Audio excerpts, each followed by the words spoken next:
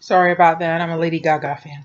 And I was listening to some music to try and calm me down because we got our mail-in ballots today, which I am entirely grateful for that they just here in the state of Nevada they automatically sent them out.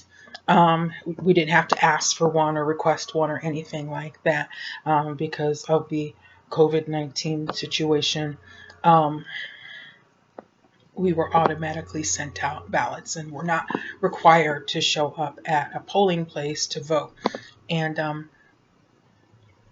which I am being someone who's compromised uh, with asthma and my father's blood disorder that I inherited from him.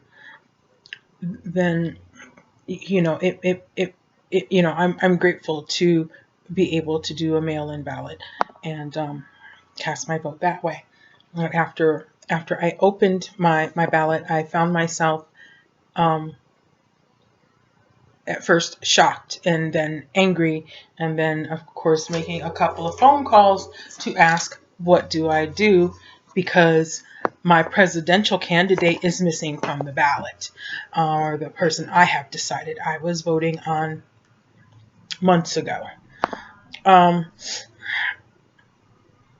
so there's a Democratic choice, and I'm not even sure what IAP is. I think I think it's from the Independent Party, and you gotta be aware that being an independent, you gotta be careful when you put that down. You need to say nonpartisan, because if you say independent, they will put you down as a member of the Independent Party, which you may not be interested in, because I can tell you I'm not. And then of course, the Libertarian Party is on here, and then of course Republican is on here.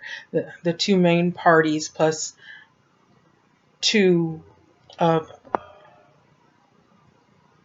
the two of what I know is more than two of third party presidential candidates that are available. And the one I have to say, I don't he in some of my research that I had done, I hadn't even seen this guy before, so I don't know where he came in from, but I know which party's policies line up with my wants and needs as a citizen who is compromised and without health care. Um, so So I was quite agitated to find that all the Green Party candidates are missing from this ballot. Um, so I had to make a couple of phone calls. I had to be very careful not to swear because I know it's not the fault of the person on the other end of the phone. She's just there to try and answer questions we may have about our ballots. And I know I still came across a bit hostile because when I asked about writing in my candidate, he was like, state of Nevada doesn't do write-in candidates. And I was like, so you're telling me you're trying to deny me my right to vote for my candidate of choice.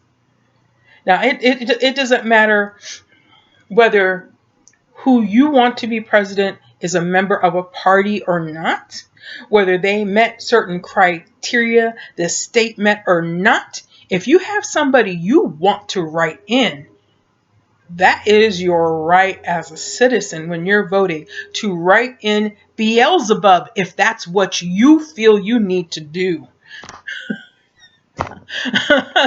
I mean, so yeah, I had to figure and make some phone calls. Is this, if I write down who I'm putting here, will that negate the rest of my ballot?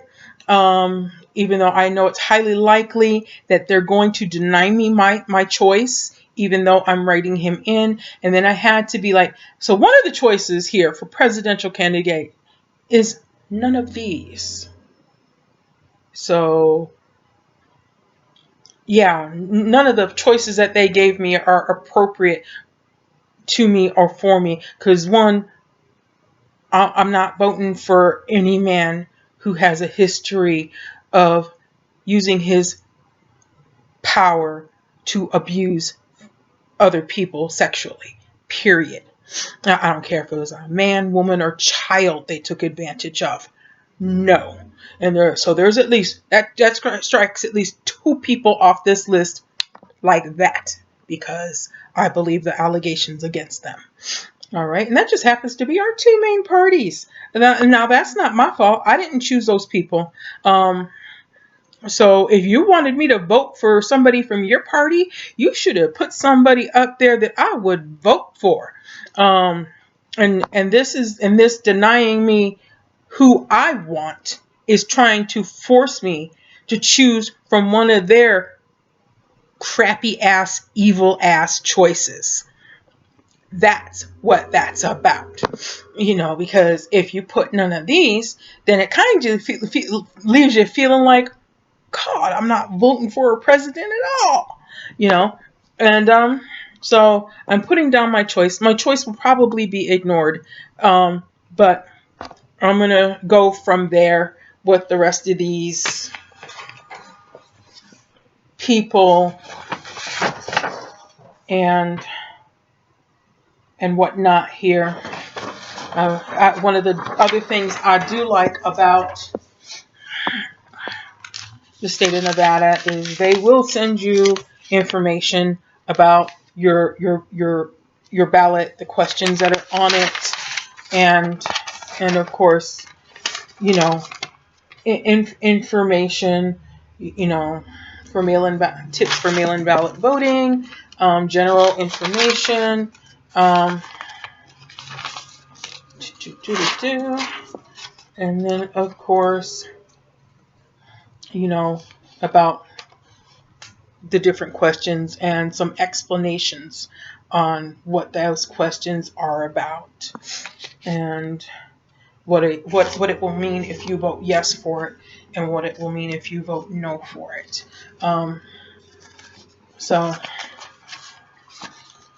here we are doing the thing, and I'm grateful that one of the things that is nice about getting a mail-in ballot is if you're not remembering something clearly, if you get confused about something, that doesn't negate you from hopping online on your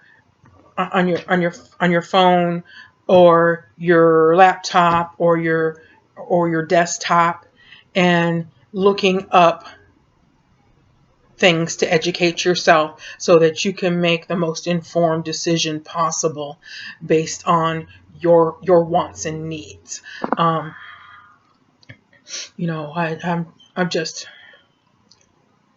not voting my fears. I'm not going to choose what I feel is the lesser of two evils, because they are still choosing evil and you still end up with an evil result. And you need to remember that. Choosing the lesser of two evils does not work. You still get evil results. They just come at you a little bit more subtly and a little bit more deviously. But I'm just not falling for that. And you could try to voter shame me. I'm sorry, I'm a confident woman. I am not some little, yeah, I'm little. I ain't even a whole 5 feet tall, so yeah, I'm little, but I'm not a pushover. You can push me over, but I'm gonna get back up. And you better hope when I get back up that you're not close enough for me to push you back. Because I'm not going to be pushed around, and and taken advantage of. And that's probably why I've never gotten married. Is just how every I can't say I've not been cheated on. Um, I can say that a couple of them were at least never put their hands on me or never called me outside my name, or at least not outside my name to my face. But yeah, I had a couple of relationships that ended real quick because he did put his hands on me, or he did call me outside my name, into my face over I wouldn't, I don't know, do what he wanted me to do, be the pushover he wanted me to be his punching bag, be some little squirrely ass bitch that's sitting home crying and waiting for him. Oh hell no, I ain't gonna wait for you. I got a life to live. I ain't waiting for nobody to live it. And I might have my difficulties and my challenges that come with me because I got my baggage. I do. I'm the single mom of two special needs people, and most men walk away from that. That's oh, you got responsibilities that will put me second or third in your life. No, they don't. They can't take that. They can't. They can't handle that situation. They can't handle not being first in my life because my children, no matter how old they are, always come first in my life. Those are the people that are of my body that I brought into the world. So for me, they are always my responsibility, no matter how old they get, until they have made a choice that says there's I don't want you in my life, and I don't need you in my life, and don't help me, then I'm gonna be there for them. Yeah. So and so I'm a dedicated mom, and unfortunately, a lot of men see that as a problem. And they may say, oh, that's a good thing or whatnot, until it interferes with what they want from you. And then you're too involved in your kids' lives. You shouldn't be always there. It just turns into a nightmare. And I'm sorry, I've been alone for years because these are non-negotiable things for me. My children are number one, and I'm not gonna be your punching bag, and I'm not gonna be your side chick or anything to that effect. If I'm not your one and only, then I am nothing for you. And I'm okay with that because I am worth being the number one and only woman in your life. I know that and I understand that. And that's why I will be alone until I find a man that understands that just as well as I do. And that sometimes when there are other people involved who have special needs, you might have to take a back seat to that once in a while. That doesn't mean you're not just as important to me as them. But sometimes you're going to ride in the back instead of in the front. Shit, I spend most of my time riding in the back of my life because they come first.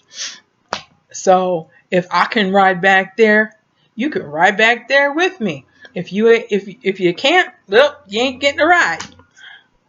Simple as that. Got off track there, didn't I? Okay, so I'm voting. And the powers that may be are definitely trying to pull a squeeze play and trying to force people into voting for people that they don't want. And I don't know how other people are going to handle this. I just know how I've decided to handle it.